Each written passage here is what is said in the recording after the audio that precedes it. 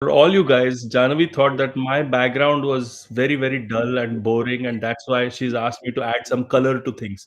So I've added color here and color there, as you can see, and Jahnavi remains very colorful as usual with her curtain, right? Okay, so Jahnavi, I hope you're happy. I think it's a shade improved, right? Yeah, definitely. And Gradient improvement. yeah, and this is a good segue for us to talk about what is okay in terms of catching attention and grabbing attention, which ads typically do. And nowadays, what we are trying to figure out is where do you draw the line? So the topic that I wanted to speak about and disturb everybody's Monday lunch, which they're having in peace, is the junk food ad ban that may happen, during for the UK. So basically, the Christmas ads, which are Mm, really big, like in the UK, Christmas ads are really big, like maybe Diwali ads, mm, with Cadbury's and all are really big in India.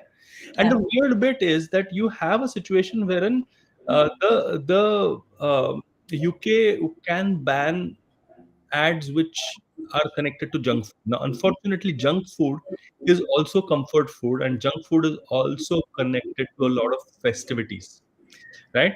So the reason why I wanted to bring this topic up is because I just wanted to figure out where do you draw the line, right? Mm, So there was alcohol advertising which was banned in India, which is probably for the better, and obviously cigarette smoking, obviously that stuff was gone. But then yeah. people started hitting back. The industry started hitting back with surrogate advertising, and now we are beginning to find a lot more things that we can all get addicted to, right? So we can get addicted to sugar, we can get addicted to various kinds of junk food, and therefore we are getting more and more knowledgeable about this whole scenario in terms of addictions, in terms of what is healthy for us and what is not healthy for us. So I wanted your take, from your perspective, as to what you think about where the line in the sand should be drawn as far as ads being banned are concerned.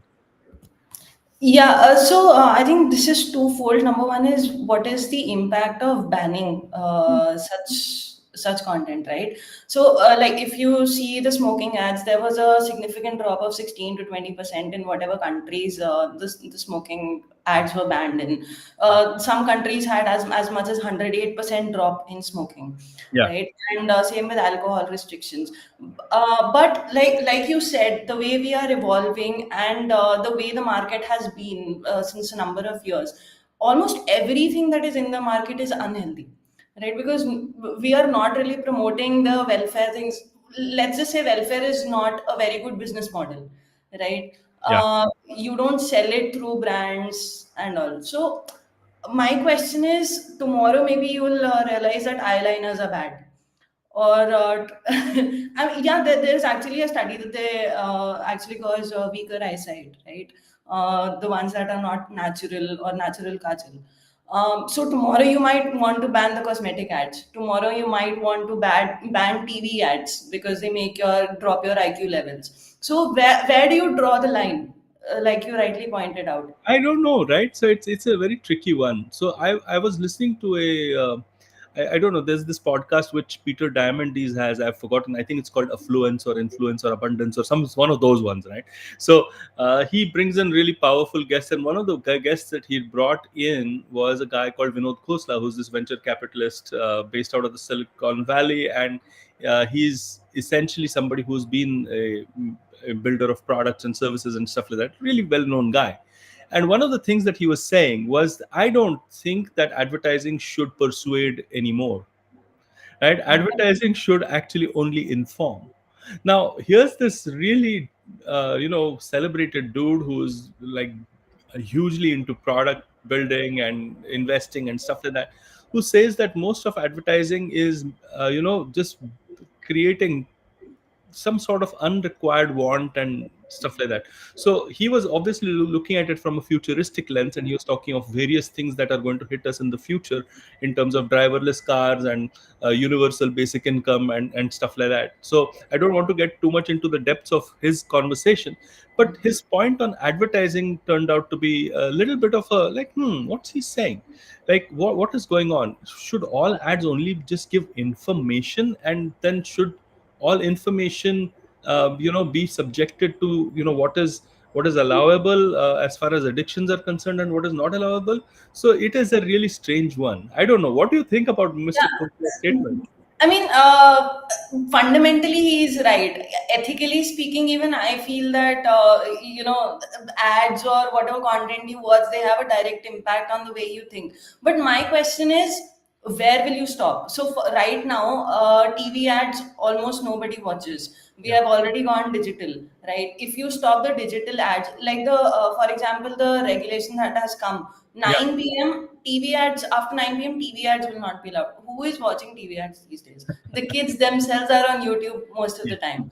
And most of the dinner decisions that we make is anyways before 9 p.m. So, Yes. like for example, yesterday I had a very healthy meal prepared for my dinner, but I was just watching a movie and there was she was eating a sandwich and I suddenly craved Subway. So where do you stop?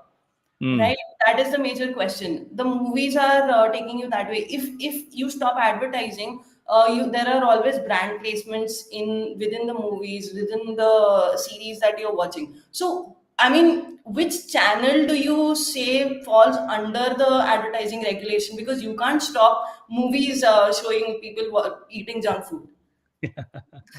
Or smoking or drinking for that matter. Exactly, So exactly. it's a really strange one. But Janavi, you bring out two really interesting points. Where do we stop? What's the line?